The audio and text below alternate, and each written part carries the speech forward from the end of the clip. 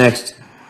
Greetings. Thank you, members of the committee, for the opportunity to testify today. My name is Dominic Enyart, and I will be representing both myself and KGov Broadcasting, which strongly opposes HB 22-1279. And before I get started, I would like to reject the notion that was mentioned earlier that you need to be a doctor in order to know when life begins.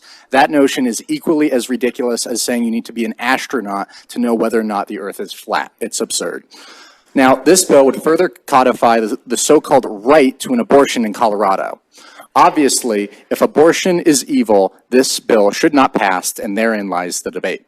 Liberals have often argued that America is racist because of its origin, and that it's evil because of its origin. America was founded on the backs of slaves, you will say, and therefore America is evil. And there is some merit to that argument, and I would like to carry this logic over to abortion and look at the origin of abortion in the U.S. Margaret Sanger, the mother of abortion, was part of the American Eugenics Society, which, interestingly enough, Hitler quoted in some of his writings to defend himself. But Sanger was a massive supporter of eugenics, like what we saw in Nazi Germany. She founded the American Birth Control League, later known as Planned Parenthood, and she was violently racist against blacks. And after the Negro Project failed, she put, abortion clinics in black neighborhoods, specifically hoping that they would kill themselves.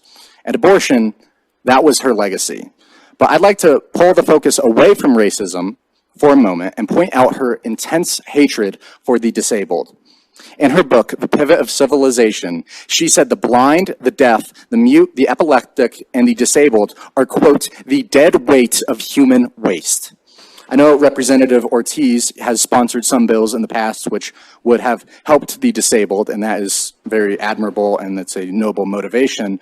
And the question I have for Representative Ortiz and the members of the committee is, wouldn't you agree that saying the disabled are the dead weight of human waste is evil and wrong?